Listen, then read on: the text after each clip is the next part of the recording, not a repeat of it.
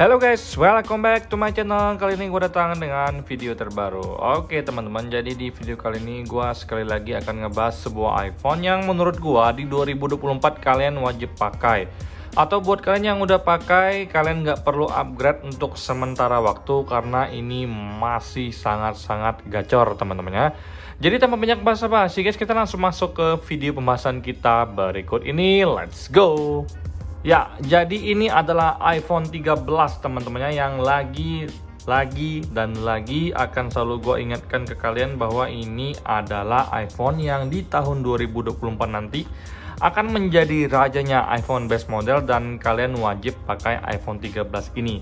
Atau buat kalian yang udah pakai iPhone 13 untuk tahun depan, kalian masih bisa stay di iPhone 13 ini karena masih sangat bagus. Dan kalau misalkan kalian pengen upgrade, tidak ada urgensinya kalau kalian untuk upgrade dari iPhone 13 ke atas lagi di tahun depan teman-teman ya.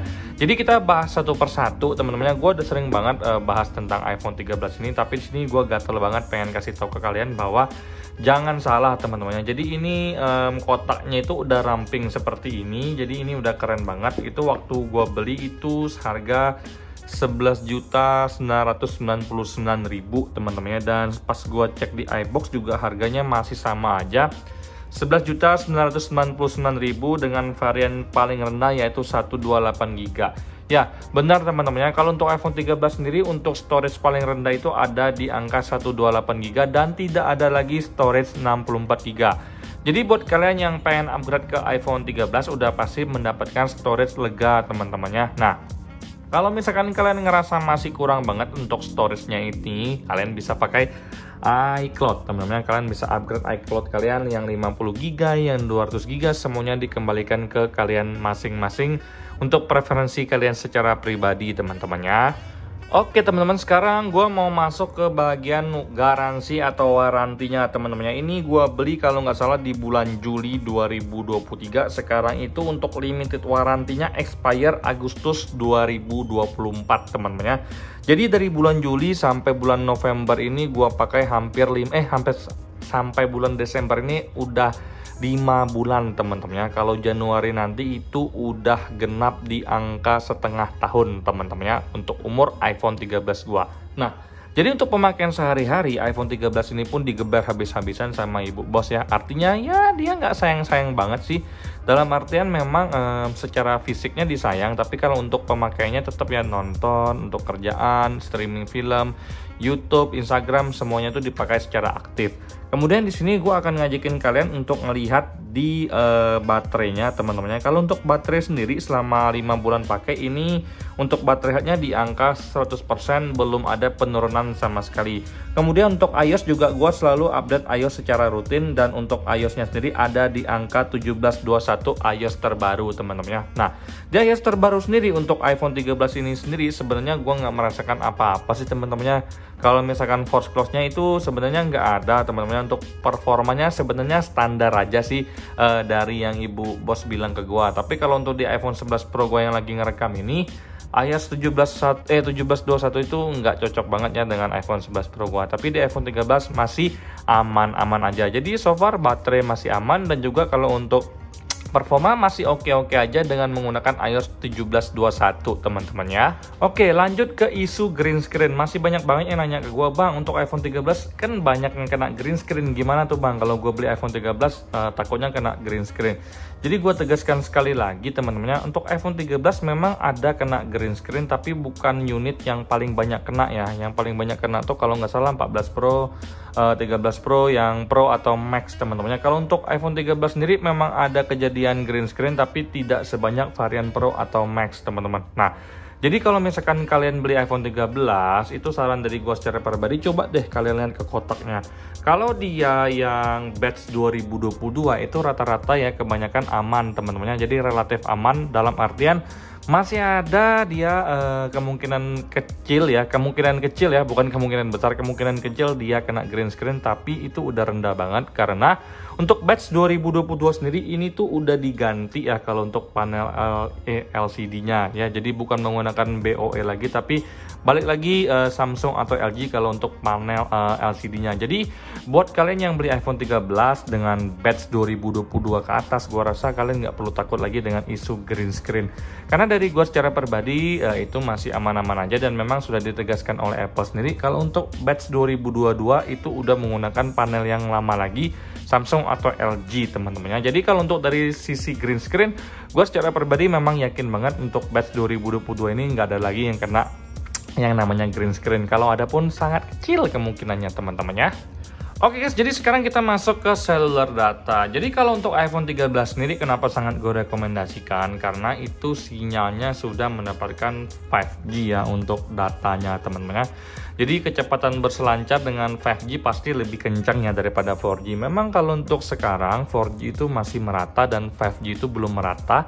Hanya di kota-kota besar dan kota-kota tertentu atau di fasilitas umum tertentu teman-teman, seperti di bandara dan kota-kota besar seperti Jakarta, Surabaya, Bandung, dan kota-kota besar aja intinya. Jadi kalau misalkan kita yang tinggal di kota-kota kecil, kota satelit itu ya kemungkinan besar 5G belum ada. Nah, tapi dengan memiliki iPhone 13 di 2024 nanti, kita kan nggak tahu nih yang namanya perkembangan teknologi, tiba-tiba 5G itu udah bisa merata di seluruh Indonesia.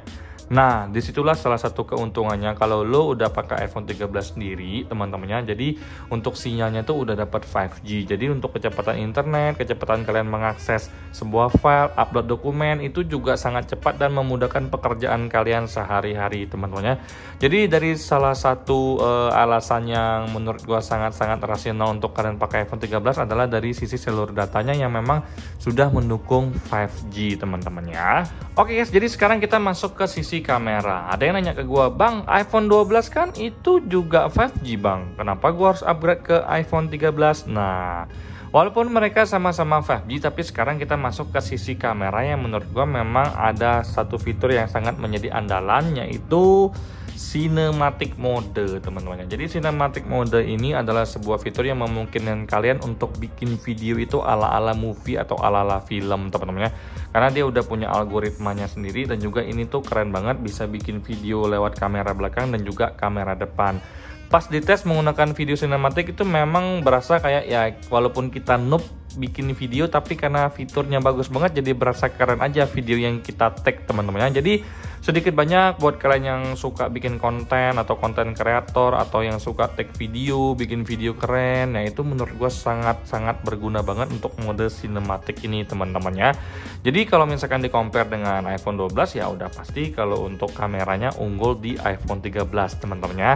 Kalau kita masih tetap bahas dari iPhone 13 sendiri, untuk kameranya sendiri yang menurut gue secara pribadi keren itu adalah yang sudah melengkung bentuknya seperti ini, menyilang teman-teman ya.